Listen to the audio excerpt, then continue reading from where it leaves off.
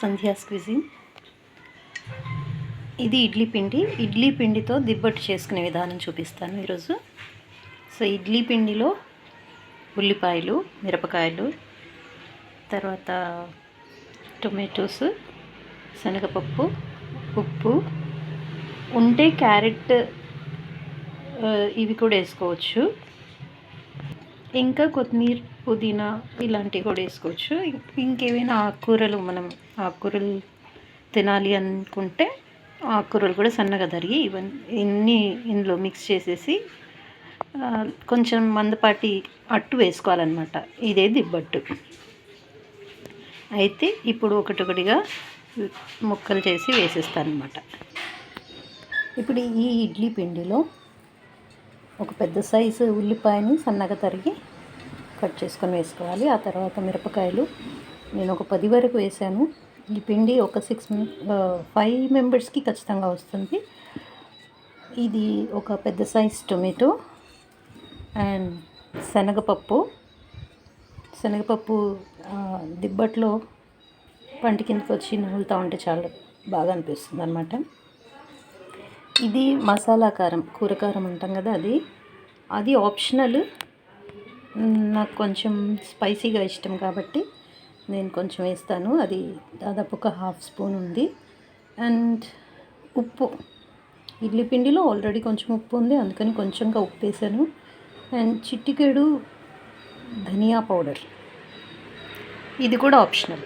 మీకు నచ్చితే వేసుకోండి, లేదంటే లేదు, ఏం లేదు. ఇవన్నీ కొంచెం మంచి స్మెల్ ఇస్తుంటాయి అన్నమాట. ఆ స్మెల్తో తినాలనిపిస్తుంటుంది. ఇది దిబ్బట్టుకు కావాల్సిన ఇంగ్రీడియంట్స్. ఇప్పుడు వీటన్నిటిని బాగా మిక్స్ చేసేసుకొని అట్టు వేసేసుకుందాం. ఇవి కాకుండా మీకు నచ్చిన వెజిటేబుల్స్ ఏవైనా కూడా వేసుకోవచ్చు. ఏవైనా అంటే క్యాప్సికమ్, క్యారెట్, ఆకుకూరలు ఏవైనా వేసుకోవచ్చు ఇందులో. ఓకే, చివరిగా దీంట్లో తరిగిన కరివేపాకు కూడా వేసాను. చూసారు కదా, కొంచెం రెడిష్గా వచ్చింది పిండి. మీకు ఆ కలర్ నచ్చకపోతే కారం అవాయిడ్ చేయండి, అంతే. స్టవ్ వెలిగించేసి పెనం పెట్టేశాను. 2 పెనాలు పెట్టాను తొందరగా అయిపోద్దని. సాఫ్ట్ ఫ్లఫీ ఇడ్లీస్ రావాలంటే ఇడ్లీ పిండి ఎలా తయారు చేయాలో ఇడ్లీ రెసిపీలో పెట్టాను, చూడండి. దీని బేస్ అంతా కూడా ఇడ్లీ పిండితో కాబట్టి ఒకసారి ఇడ్లీ పిండి తయారీ నా స్టైల్లో చూడండి. పిండిని బాగా కలుపుకొని వేసుకోవాలి, ఎందుకంటే అన్ని ఇంగ్రీడియంట్స్ మన దిబ్బట్లోకి వచ్చేయాలి కాబట్టి. ముఖ్యంగా పప్పులు కింద అడుగున వెళ్ళిపోతుంటాయి కాబట్టి అడుగు నుండి బాగా కలిపి ఇలా వేసుకోవాలన్నమాట.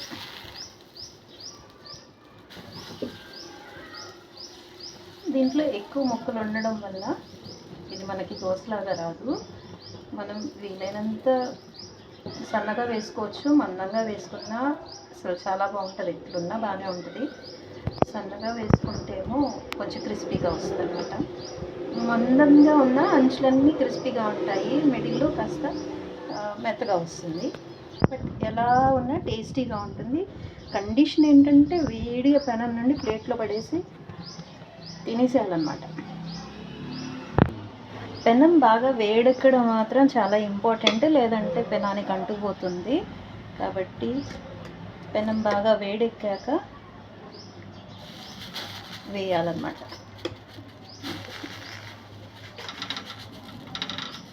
దీన్ని బాగా నొక్కేయకుండా ఇలా స్ప్రెడ్ చేసుకోవాలి రౌండ్గా.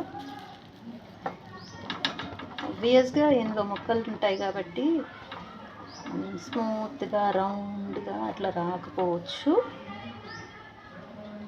వీలైనంత చేసుకోవాలంతే. ఈరోజు నేను మీకు ఒక ముఖ్య విషయం చెప్పాలనుకుంటున్నా. నా కిచెన్లో కబోర్డ్స్ ఉంటాయి కదా, ఆ కబోర్డ్ డోర్స్కి నేను కొన్ని మెనూస్ రాసి పెట్టుకున్నాను అనమాట ఒక 10 years బ్యాక్. దాదాపు అదే మెనూని నేను ఫాలో అవుతాను. బట్ ఇప్పుడు పిల్లలు లేరు కాబట్టి అది ఫాలో అవ్వట్లేదు. ఒకసారి మీకు ఆ మెనూ చూపిస్తా, ఇటు చూడండి.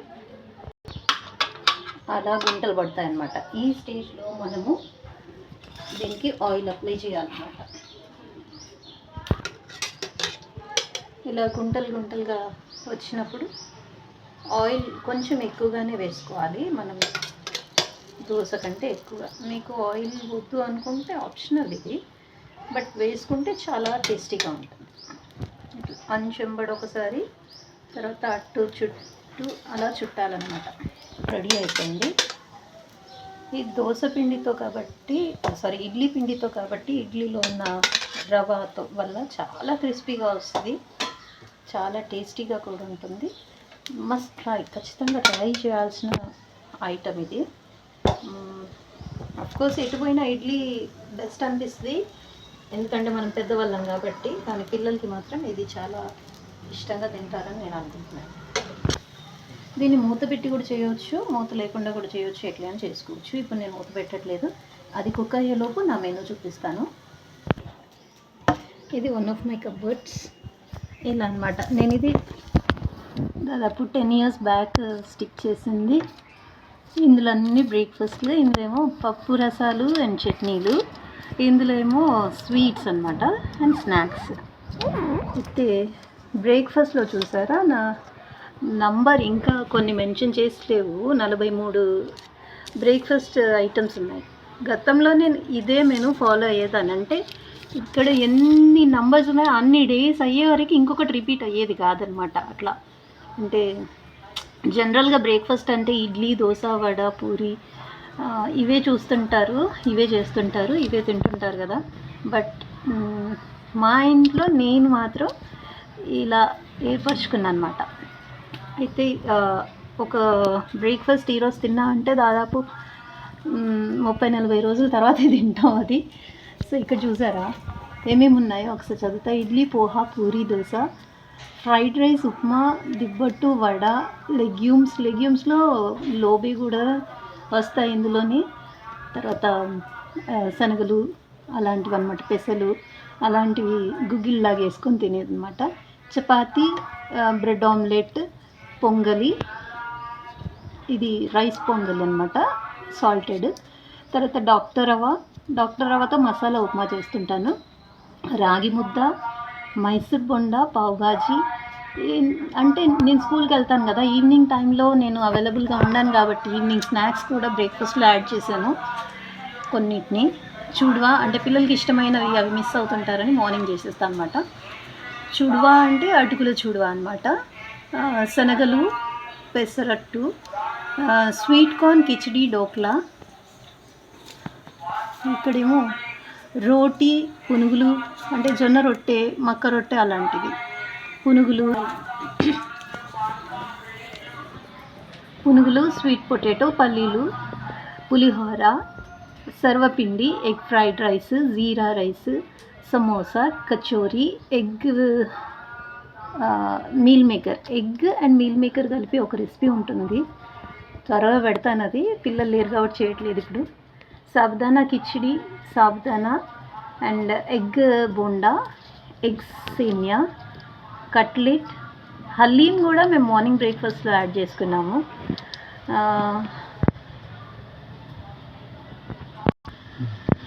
ఇది all time favourite Mughlai paratha, చాలా బాగుంటుంది. అది కుక్ చేయడం అన్నా ఇష్టమే, తినాలన్నా ఇష్టమే మొగలాయ్ పరాటా. నూడిల్స్, పాస్తా, ఇంకా లాస్ట్కి ఉన్నది జొన్న గుగ్గిళ్ళు అంటే జొన్నల్ని రాత్రంతా నానబెట్టేసి పొద్దున ఉడికించేసి గుగ్గిల్లాగా వేసుకోవటం తాలింపు పెట్టుకొని. పిల్లలు ఇష్టంగా తినరు, సో పిల్లలు ఉన్నప్పుడు చేయను, మేమే ఉన్నప్పుడు అవి చేసుకుంటూ ఉంటాం అనమాట. ఇలా కొంచెం హెల్దీ, కొంచెం టేస్టీ అలా మిక్స్ చేస్తూ. చూసారా ఇక్కడ ఓవెన్ ఉన్నాయి కదా, ఇవన్నీ ఆయిలీ అనమాట. ఇక్కడ పూరి, ఇక్కడ వడ, ఇక్కడ మైసూర్ బొండ, ఇవన్నీ ఆయిలీ. సో రెగ్యులర్గా ఆయిలీ కాకుండా అట్లా మధ్యలో అక్కడ అరేంజ్ చేసుకున్నాను. అండ్ రైస్ ఐటమ్స్ కూడా ఇక్కడ ఉంటే మళ్ళీ ఇక్కడ వచ్చింది రైస్ ఐటమ్ ఇక్కడ మధ్యలో, అంటే చాలా గ్యాప్తో అట్లా తీసుకున్నాను అనమాట. అండ్ ఇది ఎగ్జాక్ట్లీ ఇప్పుడు 43 ఉంటే 45 days వరకు ఇవే ఉంటాయంటే 40 కాకపోయినా 30 అయితే ఫాలో అవుతుంటాను. సో ఇది నా బ్రేక్ఫాస్ట్ మెనూ. ఇప్పుడు దీన్ని టర్న్ చేసుకోవాలి. ఇది పిల్లలకైతే నెయ్యితో చేసేస్తే చాలా సాఫ్ట్గా ఉంటుంది. నెయ్యితో చేస్తే చాలా మధురంగా ఉంటుంది, కాకపోతే ఈ క్రిస్పీనెస్ తగ్గిపోతుంది అనమాట. నెయ్యి వేస్తే అంటే క్రిస్పీ ఉంటుంది, కాకపోతే ఒకలాంటి మెత్తదనం వచ్చేస్తుంది, నోట్లో వేయగానే కరిగిపోయేదనం అనమాట. ఇది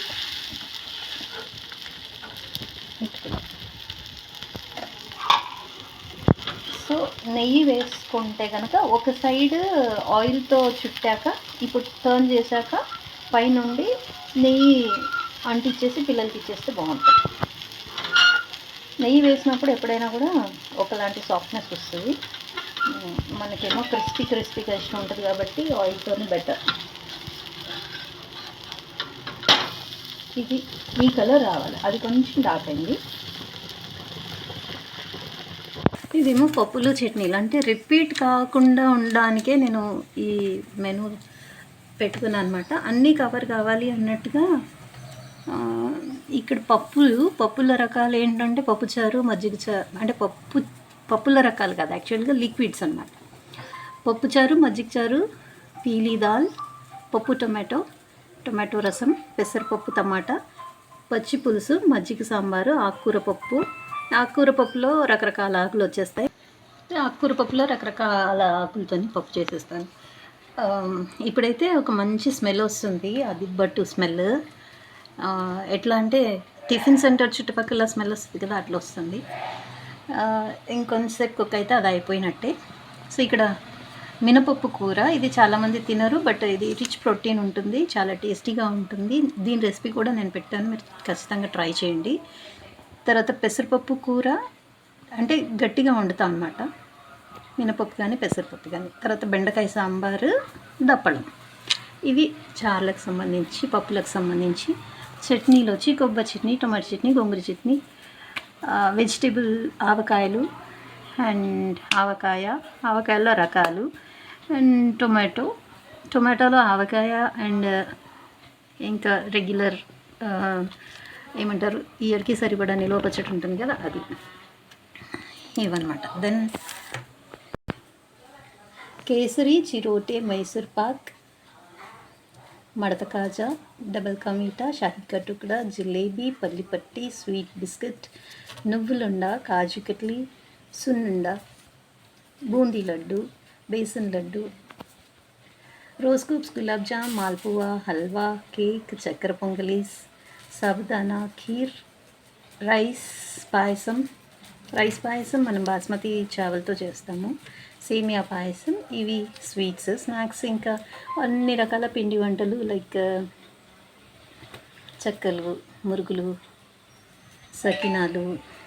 ఇవి కాకుండా చుడువా, నమక్పార, సవాలి, పాపడ్ చాట్, బూందీ, మిర్చి, పకోడీలో రకరకాలు, ఇక ఎగ్ బోండా, పానీపూరి, కట్లెట్, ఇంకా చాలా ఉన్నాయి, అవన్నీ ఇందులో మెన్షన్ చేయలేదు. సో ఇవి పొడి స్నాక్స్ అనమాట, చేసుకొని డబ్బాలో పెట్టుకొని ఆవిడప్పుడు తినేటివి ఎక్కువగా ఉన్నాయి. ఇవి స్నాక్స్, ఇలా నేను అన్నీ చేసి పెట్టేదాన్ని. ఇప్పుడు పిల్లలు లేరు, సో ఇవన్నీ అందరం మిస్ అవుతున్నాము. ఇది పేపర్ క్వాలిటీ చూస్తే అర్థమవుతుంది ఎంత పాతవో. ఇది దాదాపు 10 years అయింది నేను స్టిక్ చేసి. ఈ మెనూని ఫాలో అవ్వటం కూడా దాదాపు ఒక 2 years నుండి నేను ఆపేశాను. ఇదన్నమాట, ఇది దిబ్బట్టు. దీనిపైన మనం నెయ్యి వేసుకొని తినేసేయచ్చు. ఇదన్నమాట దిబ్బట్టు. చాలా క్రిస్పీగా, అంచులన్నీ కూడా చాలా క్రిస్పీగా ఉంటాయి. మస్ట్ ట్రై, చాలా బాగుంటుంది. బిలీవ్ మీ, మీరు ట్రై చేసి చూడండి, తప్పకుండా నచ్చుతుంది. దీన్ని కొబ్బరి చట్నీ, పల్లి చట్నీ, ఏ చట్నీతో తిన్నా చాలా బాగుంటుంది. ఈవెన్ పిల్లలు చట్నీ లేకుండా తింటామన్నా ఇచ్చేయచ్చు అనమాట, ఎందుకంటే దీంట్లో లాట్ ఆఫ్ వెజిటేబుల్స్ వేస్తుంటాం కాబట్టి. ఒకవేళ చట్నీ ఇష్టపడకపోతే డైరెక్ట్ కూడా తినొచ్చు. ఇదండి దిబ్బట్టు రెసిపీ. చూసారా, క్రంచీ సౌండ్ వస్తుంది. ఒకలాంటి మెత్తదనం, ఇదంతా కూడా క్రంచీగా ఉంటుంది, లోపలంతా కూడా సాఫ్ట్గా ఉంటుంది, చాలా బాగుంటుంది.